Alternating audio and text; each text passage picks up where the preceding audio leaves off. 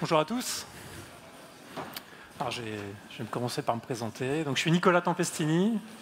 Je suis directeur du delivery à la Thales Digital Factory, responsable du delivery donc, des activités cloud qu'on va vous présenter avec Thibaut. Et bonjour à tous, moi c'est Thibaut Virsolvi, SRE du coup à Thales Digital Factory depuis un peu plus d'un an. Voilà, donc le thème de notre présentation, c'est de vous montrer finalement le challenge auquel on a été confronté à la Digital Factory de Thales, et notamment notre transfo vers le SRE, et voir comment notamment on a utilisé Datadog dans le cadre de cette transformation. Je passe les slides. Voilà, donc je suis obligé de faire un petit rappel sur qu'est-ce que Thales. Donc les chiffres clés, donc Thales, on est 81 000 collaborateurs, on est présent dans 68 pays, c'est important, vous verrez pourquoi après. Bon, un certain nombre de chiffres liés au chiffre d'affaires, aux revenus que vous pourrez lire sur les slides. Mais surtout, on est présent sur 3 secteurs d'activité qui sont déclinés de la façon suivante. Donc l'aérospace, donc les activités civiles autour de l'aviation et militaire. La gestion du contrôle aérien et les activités spatiales, notamment à Cannes et à Toulouse. On est très présent aussi, évidemment, sur le milieu de la défense, donc sur tous les domaines, terre, mer, air, et sur les infrastructures critiques aussi. Et enfin, on est présent avec une Global Business Unit qui s'appelle CDI, sur les activités cybersécurité et identité numérique et biométrie. Donc globalement, quand vous prenez l'aéroport, quand vous présentez votre passeport, quand vous utilisez une eSIM dans votre téléphone mobile, ou même quand vous payez avec votre carte bancaire, il y a de fortes chances qu'un produit Thales soit plus ou moins derrière ce qui se passe au niveau du back-office. Et notamment, il y a 2 ans, ouais, je crois que c'était il y a 2 ans, on a racheté les activités d'Imperva. Et donc ça fait de nous le 4e acteur mondial de la cybersécurité. Donc nos clients sont les entreprises, les gouvernements, les institutions, les villes. Et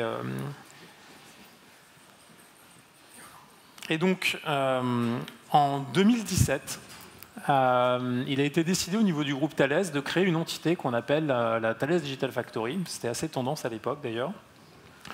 Et donc cette entité, elle est présente à Paris.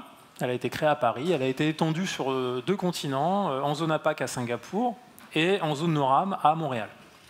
Aujourd'hui, on est 260 experts dans cette entité. Donc on existe depuis 2017, ce qui est quand même relativement assez rare pour une Digital Factory, de vivre assez longtemps, et on verra pourquoi juste après. Et donc notre approche, en fait, à l'origine, et toujours d'ailleurs maintenant, c'est de transformer Thales et d'aider la transformation des business units de Thales à travers une approche de l'innovation, avec des approches différentes en termes de design thinking, en termes de gestion, en termes d'approche de la donnée, utilisation de l'IA, et surtout aussi des nouvelles technologies de type le cloud, comme ça l'était pour nous en 2017, et la cybersécurité.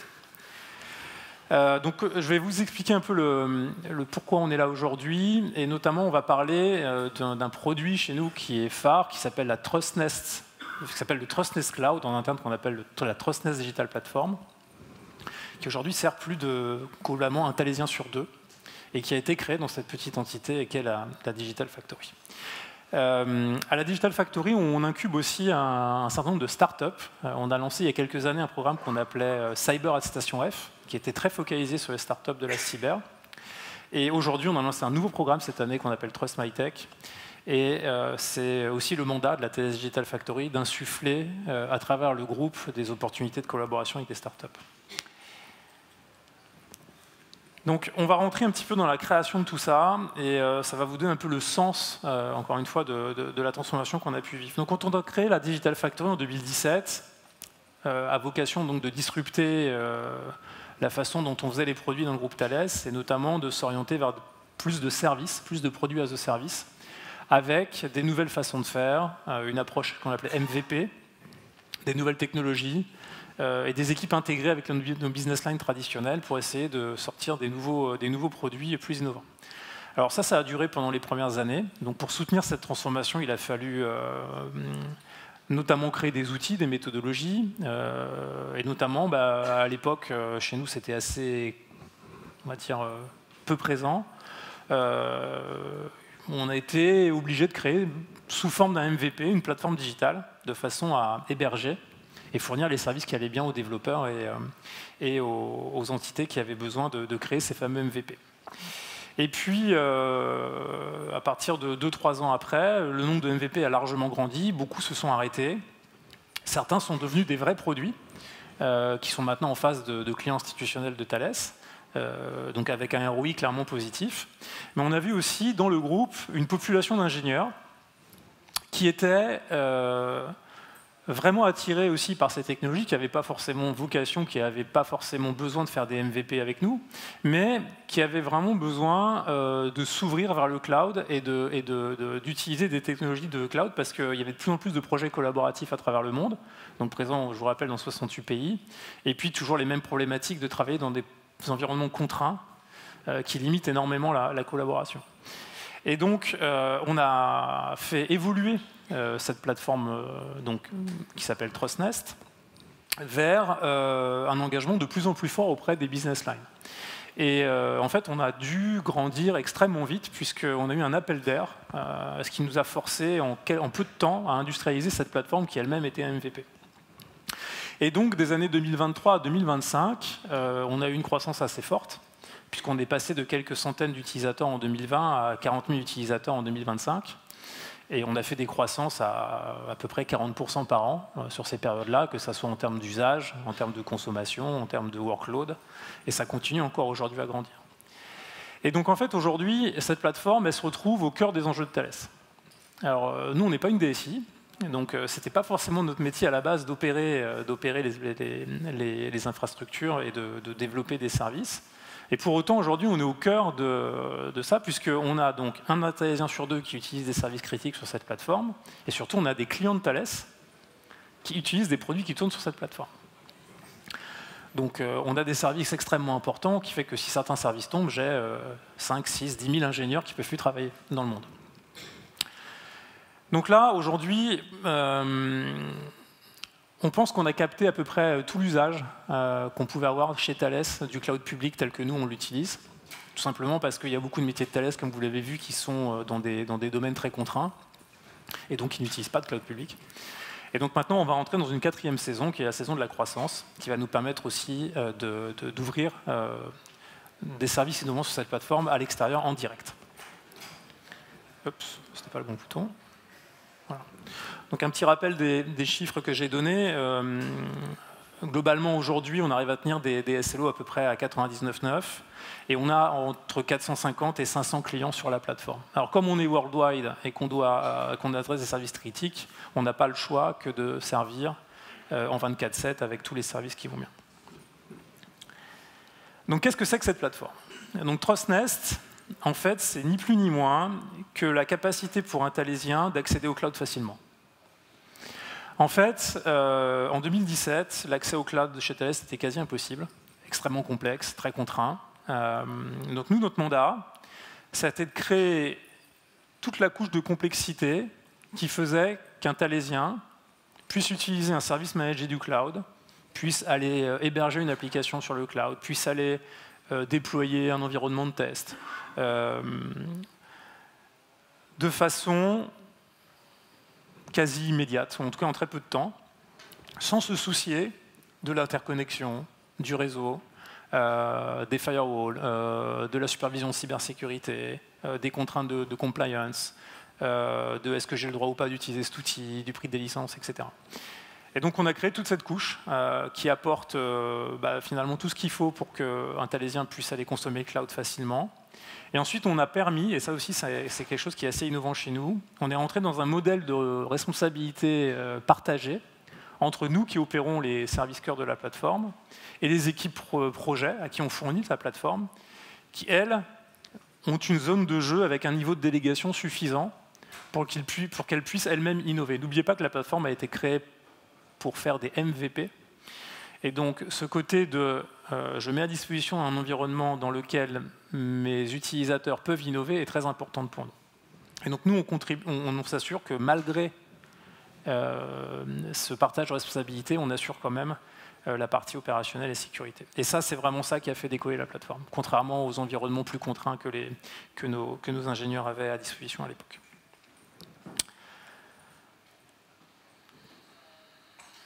Donc notre enjeu c'est celui-là. On a fait une croissance en 2 ans de plus de 400% en utilisateurs, avec évidemment beaucoup plus de criticité. Alors on a vécu beaucoup de choses, et je vais vous expliquer en termes organisationnels déjà par quoi on est passé pour soutenir cette croissance. Quand la plateforme a été créée, jusqu'à à peu près 2021 à peu près, on était vraiment sur un pattern où à la Digital Factory, les équipes étaient autonomes et indépendantes. On était vraiment sur des two pizza teams, 8-10 personnes, complètement autonomes sur son MVP ou son produit, et elles développaient leur logiciel, et puis elles l'opéraient quand c'était nécessaire. Donc quand il s'agit du MVP de la plateforme, eh ben, on avait des équipes sur la plateforme qui développaient un bout de la plateforme en équipe autonome et indépendante. Donc ça, au début, ça marchait bien, parce que ça stimule l'innovation, etc. Sauf que quand on commence à passer à l'échelle, ça pose un certain nombre de problèmes, notamment on n'a pas de transversalité. Donc en fait, on a un niveau d'engagement en termes de support qui est très limité, puisque finalement, très rapidement, on se retrouve à ce que la seule équipe capable de répondre, c'est l'équipe qui est l'équipe produit, qui a fortiori est assez petite. On a des équipes qui sont très matures, mais on peut avoir aussi des équipes qui ne sont pas du tout matures ou très peu matures sur les aspects Ops, donc on n'a pas vraiment de enabling qui se place. Et puis on avait des SLA et finalement un SLA global de la plateforme qui était très, très disparate du fait de cette hétérogénéité. Donc on a commencé à tout simplement, de manière assez humble, de transversaliser un certain nombre de choses. Et la première chose que l'on a décidé de faire, c'est de transversaliser une couche de support un peu supérieure au niveau des équipes, de faire une enabling team qui permettait aux équipes peu matures de bien comprendre les enjeux d'opération. On a commencé à mieux se mesurer aussi. Ce n'était pas du tout le cas au début. On avait des KPI très locaux, mais on avait très peu de mesures globales. Et puis on a commencé à insuffler, parfois malgré nous, mais nécessaire, un peu de process pour pouvoir soutenir nos niveaux d'engagement qu'on nous demandait. Et puis ce niveau de maturité, il nous a permis d'atteindre un niveau correct en termes de gestion des incidents, gestion des demandes, etc. Mais on n'était toujours pas très, très satisfait de la façon dont on observait la plateforme, dont on observait notre performance et dont on observait notre disponibilité. Et donc on a créé une équipe Bluton Verse qui s'appelle la Cross-Tribe Operation, Cross-Tribe parce qu'elle est cross-équipe, et qui a vraiment eu vocation de vraiment passer dans un mode SRE et de changer complètement la philosophie dans laquelle on opérait la plateforme pour entrer dans un mode où on avait vraiment l'obsession de la fiabilité. Et c'est à ce moment-là qu'on a fait une grosse accélération aussi en termes de maturité sur ces sujets. Et donc c'est là que je passe la main à Thibaut qui va vous expliquer tout ça. Merci. Donc moi je fais partie de cette fameuse équipe Cross-Tribe Operation. Donc en fait cette équipe elle a 6 objectifs qui sont très clairs pour nous et très facilement identifiables. Le premier, c'est améliorer l'expérience utilisateur au niveau du support et notre expertise à tous au niveau du support. On avait aussi un fort enjeu d'améliorer la fiabilité des produits. Comme Nicolas l'a expliqué, on était principalement sur des MVP. Il y avait des gros problèmes de fiabilité et de performance sur les services, donc c'était un de nos gros objectifs aussi en arrivant. Le troisième objectif, c'était opérer les changements et garantir la maintenance et la mise à jour des services en termes de sécurité, en termes de mise à jour aussi de nouvelles features, etc. Un quatrième objectif, c'était la revue et s'assurer que la stack d'observabilité sur ces services était disponible, visible et qu'elle répondait aux besoins d'observabilité des applications.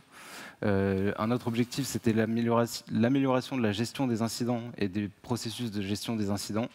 Et enfin, le dernier objectif était d'intégrer les nouveaux produits qui potentiellement avaient l'opportunité d'être déployés sur la plateforme, donc de les intégrer dans notre stack d'observabilité, dans nos processus de déploiement et de maintien en conditions opérationnelles. En fait, notre équipe elle est organisée en 3 grandes parties. La première grande partie, c'est les services référents. Moi, j'en fais partie. On est répartis sur 3 pays, Canada, France et Singapour. Et notre objectif à nous, en tant que service référent, c'est d'être la casquette responsable de la bonne santé de l'application en production. Et ça va passer par le fait qu'elle soit disponible, mais aussi qu'on ait la capacité de l'observer, d'être alerté en cas d'incident, d'avoir une bonne réponse à un incident, etc. Une autre équipe dans cette organisation, c'est ce qu'on appelle la Core Team. C'est l'équipe qui va être responsable de la disponibilité de Datadog, de s'assurer que les bons outils sont disponibles aux services référents, que ce soit en termes d'observabilité, d'automatisation, d'accès, etc. Donc c'est vraiment une équipe centrale pour nous qui est principalement responsable de toutes les automatisations qu'on veut mettre en place. Et enfin, on a une équipe d'intégration qui, elle, est responsable d'intégrer les nouveaux services en étroite collaboration avec les services référents, évidemment, qui du coup intègrent les services en fonction des périmètres de ces services référents.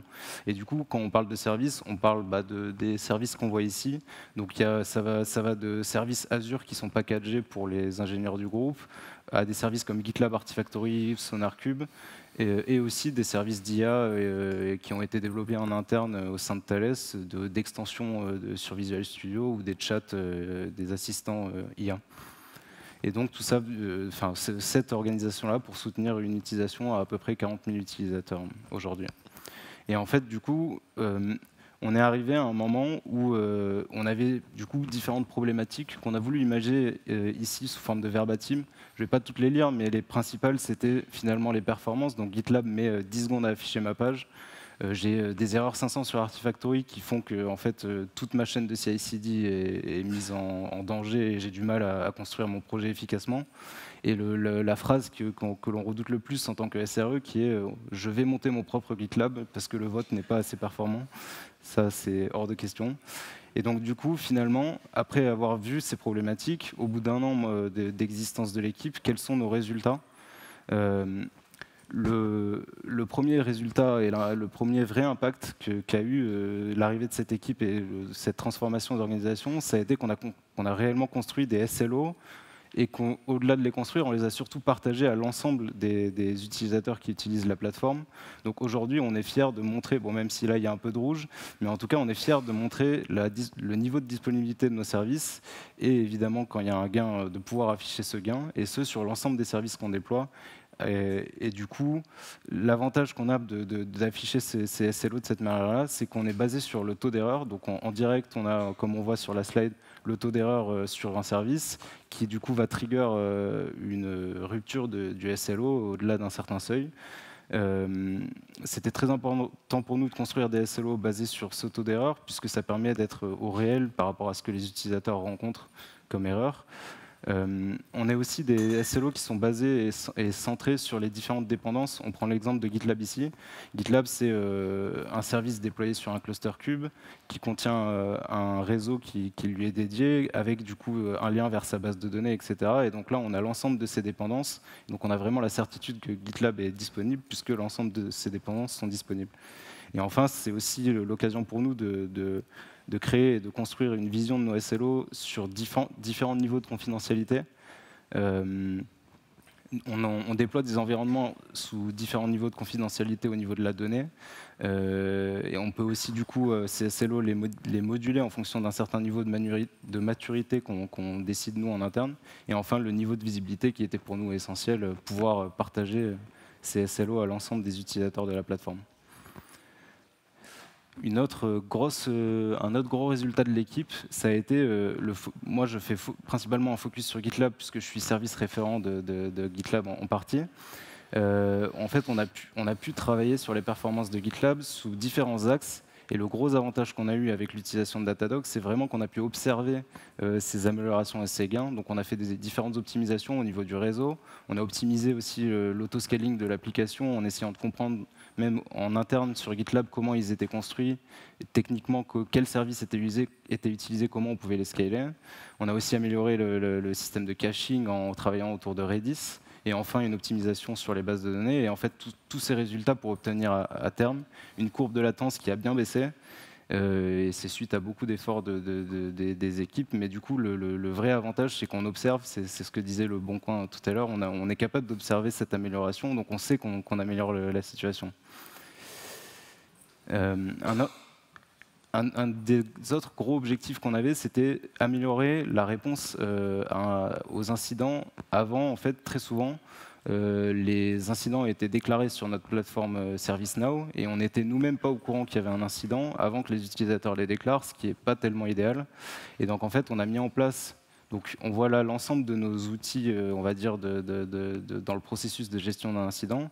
On a d'abord Datadog. On a Fusion Hub, qui est un outil qu'on a développé en interne, qui est en gros un orchestrateur basé sur les technologies qu'on voit ici, ServiceNow et PagerDuty. Donc, sans trop rentrer dans le détail, mais si on prend un exemple, en fait, finalement, ce qui se passe, il y a une panne sur un service majeur. Datadog génère un événement au travers d'un monitor qu'on a construit pour qu'on soit alerté en cas de problème. Notre système d'orchestration détecte cet événement, le catégorise et du coup crée une escalade dans les différents systèmes qu'on voit sur la droite. Donc ServiceNow pour créer et alerter les utilisateurs sur la non-disponibilité d'un service. Donc ça crée un incident majeur dans notre système qui du coup est en capacité d'alerter les utilisateurs en cas d'indispo. Et surtout le point central, l'appel à PagerDuty qui nous permet de notifier les admins en astreinte et du coup d'avoir une réaction instantanée à un incident qui peut se produire. Et ce système-là du coup tourne 24/24. Comme ce qu'on a vu plus tôt, on est en organisation Singapour, Canada et Paris, donc on est ce qu'on appelle Follow the Sun. Donc on a normalement toujours quelqu'un qui est configuré dans PagerDuty pour être capable de prendre l'appel et essayer d'aller résoudre l'incident. Ou du moins le catégoriser jusqu'à ce qu'on arrive à le résoudre. Aussi en lien avec cette organisation en 24/24, on a développé au sein de l'équipe ce qu'on a appelé le Watchman, qui est en fait une sorte d'assistant qui va lui par contre orchestrer l'assignation des incidents et la gestion des time zones. Donc si on prend l'exemple, on a un incident sur un service qui arrive à 22 heures heure européenne française. En fait, lui-même va détecter que c'est sur le créneau horaire du Canada, que les compétences dans les équipes du Canada matchent avec le service en question, et du coup assigne le ticket à un opérateur qui est disponible et qui peut prendre ce sujet-là. Et qui va du coup en plus, c'est la partie un peu IA, faire des recommandations par rapport à notre, au contexte du ticket, essayer de faire de proposer des recommandations et des fixes si c'est un incident. On a une grosse étape supplémentaire sur ce sujet-là qui serait d'intégrer toute notre documentation au sein de Thales dans ces recommandations. Donc c'est l'étape supplémentaire, on en parlera un peu plus tard. Mais du coup, c'est un des outils qui nous a bien aidé à améliorer notre réponse et notre niveau d'excellence de support, puisque maintenant, il n'y a plus de tickets qui traînent. Normalement, les tickets sont bien attribués et c'est fait automatiquement. En retour d'expérience, du coup, qu'est-ce qui a bien fonctionné chez nous ? Déjà Datadog a été un vrai outil qui nous a bien appuyé sur cette transformation, de par la capacité d'observer nos systèmes, de par les différentes features et intégrations aussi qui sont disponibles au sein de Datadog. Il y a des intégrations avec PagerDuty, il y a des intégrations avec GitLab, etc. Donc c'est vraiment un outil pratique quand on veut faire de l'observabilité avec de multiples outils comme ce qu'on a nous dans notre contexte. On a aussi noté le système de custom metric et le système de log aussi et l'ingestion de log. En fait, nous, dans notre contexte, on avait besoin de suivre certaines métriques, donc on a été capable de les customiser. On a aussi fait ce qui s'appelle du log to metric pour être capable de ressortir au travers de log des métriques qu'on voulait suivre et sur lesquelles on voulait se baser pour après faire des vues et de l'alerting. Donc ça a vraiment bien fonctionné pour nous en tout cas. Ce qui nous a manqué, c'est que on repose principalement sur Azure. Les métriques des services Azure ne sont pas forcément les meilleures, en tout cas sur certains services qu'on utilise. Et que du coup, on a beau avoir Datadog, si Datadog se plug sur un système sur lequel les métriques ne sont pas idéales, Datadog ne fera pas de la magie, quoi. Et un autre sujet qui est plus un sujet opérationnel, on a eu beaucoup d'opérations à faire sur les bases de données. On a manqué d'une vraie expertise là-dessus, mais ça a moins de rapport avec Datadog. Et enfin, avec le recul, qu'est-ce qu'on aurait fait différemment ? Je pense qu'on aurait, dès le début, travaillé sur une une politique et une nomenclature de tagging claire et partagée dans l'ensemble des entités et des gens qui développent des produits et qui veulent que leurs produits soient disponibles sur notre plateforme. Parce que ça nous aurait permis d'avoir une vision historique un peu sur les améliorations qu'on fait et où est-ce qu'on aurait pu aussi faire des améliorations et les détecter en amont. Aujourd'hui, on a amélioré ce tagging, mais on n'a pas l'historique malheureusement, donc on a uniquement les datas à partir de quand on commence à bien les taguer. Pour aller plus loin, on a 3 gros sujets majeurs du coup qu'on envisage au sein de l'équipe. Le premier gros sujet, c'est l'auto-remédiation. On aimerait bien faire du Chaos Monkey et de l'application automatique de configuration. On en est très très loin, mais c'est vraiment une ambition qu'on voudrait porter d'aller jusque-là. On en est encore un peu loin malheureusement. L'autre ambition et le gros sujet, ce serait l'ouverture à des clients externes, comme Nicolas l'a dit plus tôt. On aimerait à terme ouvrir des services à des clients externes à Thales, et du coup ça demande de monter en maturité sur beaucoup de sujets. Ça demandera aussi certainement d'être capable de rendre disponibles et performants les services à l'échelle mondiale, ce qui est le cas pour certains de nos services, mais pas pour l'ensemble de nos services. On a aussi pour objectif d'automatiser 80% des demandes manuelles qu'on fait aujourd'hui et qu'on traite aujourd'hui manuellement, soit par API, soit potentiellement avec de l'utilisation d'IA. Et le troisième gros pilier, c'est du coup l'intelligence artificielle. On voit dans Datadog qu'il y a beaucoup de nouvelles fonctionnalités autour de l'IA qui arrivent. Et même nous, en termes d'équipe et en termes de processus, intégrer des agents et des automatisations autour de l'IA dans nos processus, c'est quelque chose qu'on aimerait et qu'on va très certainement faire. Donc finalement, le mot de la fin, je dirais mon mot et je passerai la parole à Nicolas. En fait, moi, finalement, ce que je retire de tout ça et de ce retour d'expérience, c'est que Datadog, c'est un outil hyper efficace et qui permet de faire énormément de choses, mais qui est dans notre équipe est surtout géré par des gens qui sont motivés, passionnés et qui ont envie d'apprendre et d'aller creuser la documentation, d'aller creuser les spécifications Datadog, et que sans ça, Datadog n'est pas magique, que c'est vraiment les personnes qui le font marcher et qui le portent dans l'équipe qui font qu'aujourd'hui c'est un produit qui marche pour nous, quoi. Tu passes la télécommande. Alors moi, mon mot de la fin, ce que je partagerais, c'est que bon, déjà, on a eu cette chance de pouvoir partir de zéro et avec toutes ces années construire ce modèle. On a parlé des problématiques techniques. Il y a aussi une problématique de transformation culturelle. La culture qu'on a à la Thales Digital Factory nous a permis certaines fois d'aller au-delà des conventions ou de penser différemment.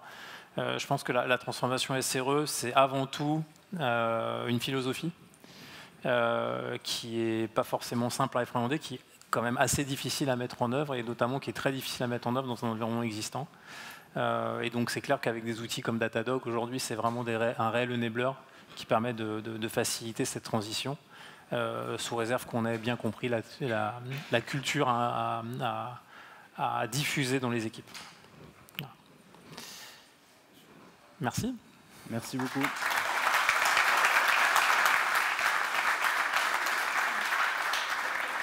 Merci Nicolas, merci Thibaut. Est-ce qu'on a le temps pour des questions? Est-ce qu'il y a des questions dans la salle?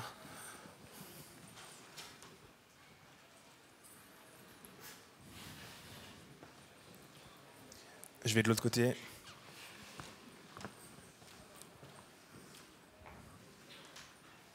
Alors moi j'ai une question pour vous.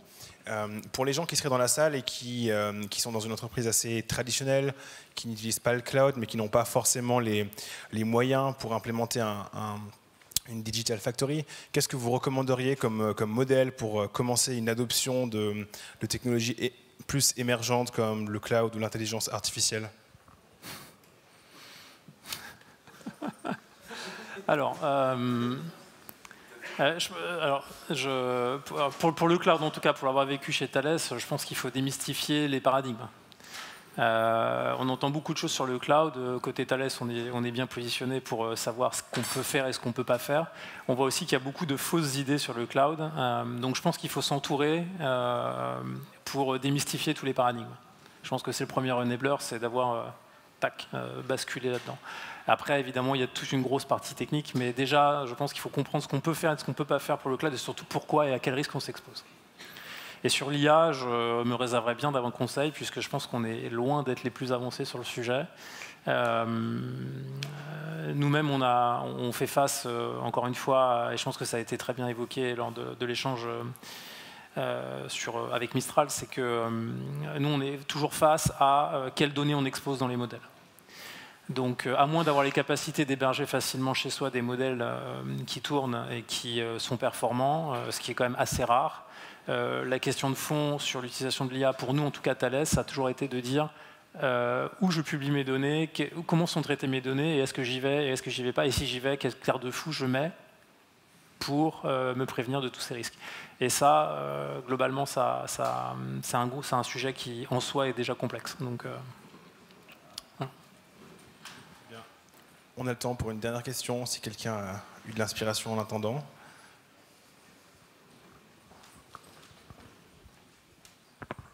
Bonjour, merci pour la présentation. J'avais 2 questions. Je voulais savoir comment vous collaborez avec la DSI. Est-ce que vous êtes totalement autonome ou est-ce qu'il y a une partie où vous déléguez justement sur la gestion de Azure, des choses comme ça? Et après, mon autre question, c'était par rapport justement à Datadog. Comment vous embarquez les équipes sur le produit pour l'utiliser justement et être sûr qu'ils utilisent bien toutes les fonctionnalités au sein de chaque tribe équipe? Je vais prendre sur la DSI, je te laisse répondre sur. Donc avec la DSI, on collabore. Alors nous, on collabore dans le sens où on s'interconnecte avec le système d'information Thales dans certains cas. Donc on est obligé de... Enfin, on collabore, effectivement. On collabore aussi parce qu'on a certains services qu'on ne va pas forcément réinventer. Typiquement, les services annuaires, on va plutôt essayer de se greffer sur les mécaniques déjà existantes. Par contre, tout le reste est fait en autonomie. En fait, quoi qu'il arrive, de toute façon, étant donné qu'on a des use cases qui sont différents d'une DSI qui est plutôt, elle, là pour servir l'interne uniquement, nous, on a des use cases hybrides qui adressent à la fois l'interne et l'externe. Et donc, parfois, on est obligé de faire des choix un peu différents. Donc, quand ça converge, on essaie de converger. Et puis, par contre, on est en toute autonomie et toute capacité de le faire. Et du coup, la question, c'était comment on ouvre Datadog aux équipes produits, c'est ça? En fait, on a différents moyens. Déjà, on a activé le RUM sur certains services, donc le Real User Monitoring, et on leur donne accès. Ça leur permet de vraiment voir des sessions utilisateurs, de comprendre comment ils utilisent les produits. Et sinon, après, c'est un accès. Enfin, on leur donne accès à Datadog en read-only pour qu'ils puissent eux-mêmes potentiellement visualiser des choses. Au début, c'était Grafana. Et nous, on est arrivé, on a dit, nous, on aimerait bien utiliser Datadog. On avait foi en l'outil, quoi. Donc au début, c'était Grafana, même si finalement, ils suivent sensiblement la même chose, que ce soit dans Grafana ou dans Datadog. Mais le Real User Monitoring de Datadog est vraiment quelque chose qui, pour les équipes produits, apporte beaucoup de valeur, parce qu'ils peuvent voir en direct les sessions utilisateurs, ce qu'ils appellent les frustration clicks, les choses comme ça. Donc c'est vraiment utile pour eux. L'alerting, c'est surtout nous qui l'avons mis en place. Avant, ils en avaient, mais c'était pas au travers de Datadog. Donc, c'était pas quelque chose qu'on gérait nous, quoi. Mais sinon, l'alerting, aujourd'hui, on est principalement basé sur le taux d'erreur, comme ce que j'ai présenté. Donc, en fait, quand on dépasse un taux d'erreur qu'on définit en seuil, on est alerté comme quoi il y a un problème en prod. Et c'est comme ça que ça marche. Et j'en profite encore.